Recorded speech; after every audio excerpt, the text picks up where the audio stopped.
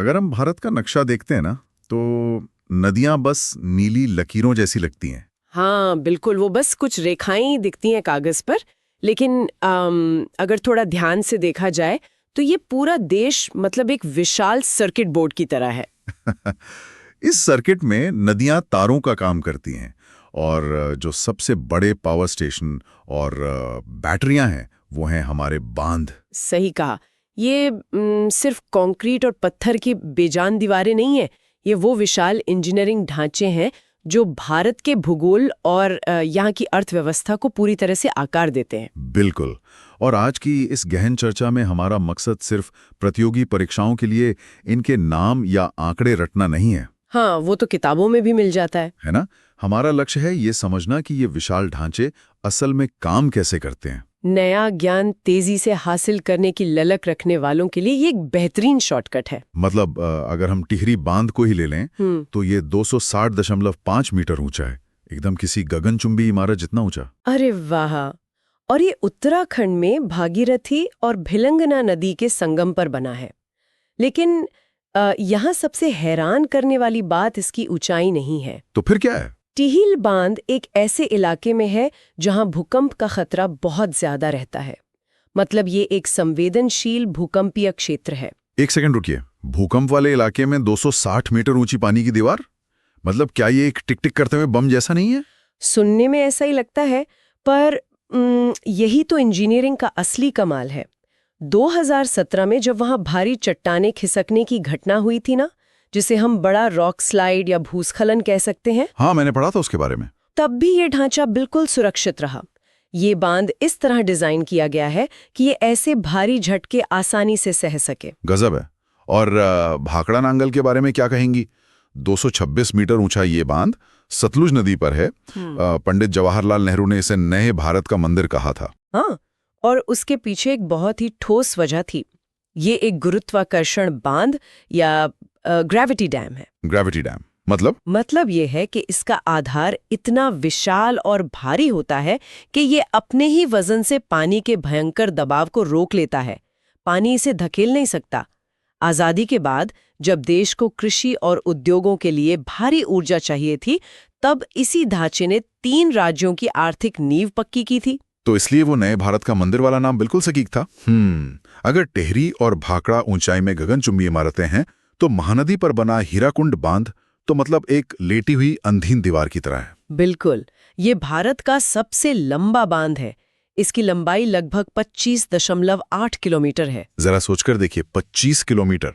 अगर कोई इसके एक छोर से चलना शुरू करे तो उसे पार करने में ही 5 से 6 घंटे लग जाएंगे। हाँ, और चौड़ाई इतनी ज्यादा है कि इस पर पूरी 4 लेन की सड़क बनी हुई है। ये स्वतंत्र भारत की पहली बहुउद्देशीय परियोजना थी। मतलब सिर्फ पानी रोकना ही इसका काम नहीं था। सही कहा। एक ही समय पर बाढ़ नियंत्रण, सिंचाई और बिजली उत्पादन करना इसका मुख्य लक्ष्य था।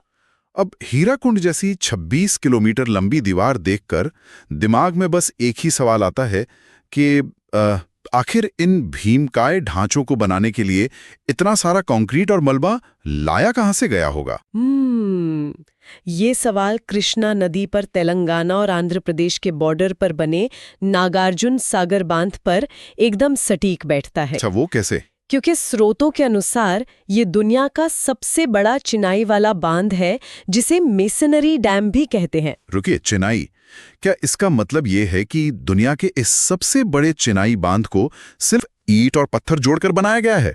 हाँ बिल्कुल। ये तो नामुमकिन सा लगता है। पानी के इतने भयानक दबाव में ईंटें या पत्थर कैसे टिक सकते हैं? मैं समझ सकती हूँ, सुनने में अजीब लगता है, लेकिन यही सच है। इसमें कंक्रीट के विशाल ब्लॉक्स ढालने के बजाय मुख्य रूप से पत्थरों को गारे या सीमेंट के साथ सटीक रूप से जोड़कर बनाया गया है। अरे वाह! यह हमारे प्राचीन किलों की तकनीक का ही एक विशाल रूप है, जहां पत्थरों की एकदम सटीक इंटरलॉकिंग पानी के अथाह दबाव को सुरक्षित रूप से पूरे ढांचे में बांट देती है। ये सच में अद्भुत है। और जब ये विशाल जलाशय भरते हैं ना, तो इनका असर सिर्फ उस जगह तक सीमित नहीं रहता। जैसे नर्मदा नदी पर बना सरदार सरोवर बांध, जिसके पास ही स्टैच्यू ऑफ यूनिटी भी है। हाँ, वो तो एक बहुत बड़ा टूरिस्ट स्पॉट भी है। बिल्कुल। ये एक अकेला ढांचा 4 राज्यों को लाभ देता है: गुजरात, राजस्थान, मध्य प्रदेश और महाराष्ट्र।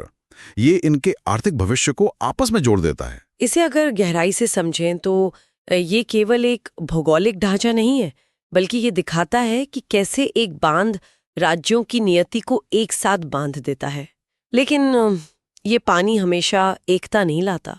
मतलब विवाद भी होते हैं? हाँ, स्रोतों में जिक्र है कि जहां एक तरफ सरदार सरोवर राज्यों को जोड़ रहा है, वहीं कावेरी नदी पर तमिलनाडु का मेट्टूर बांध, जिसे स्टैनली जलाशय भी कहते हैं, वो ऐतिहासिक कावेरी जल विवाद का एक अहम हिस्सा रहा है। तो पानी का बंटवारा राजनीतिक दूरियां भी पैदा कर सकता है। यहाँ हमारा मकसद किसी भी राजनीतिक पक्ष को सही या गलत ठहराना नहीं है, बल्कि स्रोतों में दी गई जानकारी को समझना है कि पानी कैसे एक संवेदनशील मुद्दा बन जाता है। बिल्कुल सही कहा आपने। और उसी नर्मदा नदी पर मध्य प्रदेश का इंदिरा सागर भारत का सबसे बड़ा जलाशय बनाता है, जबकि उत्तर प्रदेश का रेहंद बांध एक विशाल जल विद्युत संयंत्र है। तो कुल मिलाकर इस चर्चा से ये साफ है कि ये बांध केवल परीक्षा के नीरस तथ्य नहीं है। बिल्कुल नहीं, ये बाढ़ नियंत्रण, सिंचाई और बिजली की बहुउद्देश्य मशीनें हैं। हाँ, हमारे उस सर्किट बोर्ड की सबसे अहम बैटरियां, जो नदियों की बेलगाम ताकत को विकास की ऊर्जा में बदलती हैं। लेकिन यहाँ जाते जाते एक सोचने वाली बात है। वो क्या? स्रोतों में बताया गया है कि टेहरी जैसे बांध भूकंपीय क्षेत्र में हैं और मेट्टूर जैसे बांध जल विवादों से घिरे हैं। जब भविष्य में दशकों पुराने ये विशाल ढांचे अपनी उम्र पूरी करने लगेंगे और पुराने हो जाएंगे, तो आने वाली पीढ़ियां इनके भारी आर्थिक फायदों और इनसे जुड़े भौगोलिक या राजनीतिक जोखिमों के बीच संतुलन कैसे बनाएंगी? ये तो वाकई एक बहुत बड़ा सवाल है। क्या तब हमारी ये बैटरियां जीवन रेखा ही रहेंगी या एक नई चुनौती बन जाएंगी? ये एक ऐसा सवाल है जिस पर हम सबको गंभीरता से विचार करना होगा।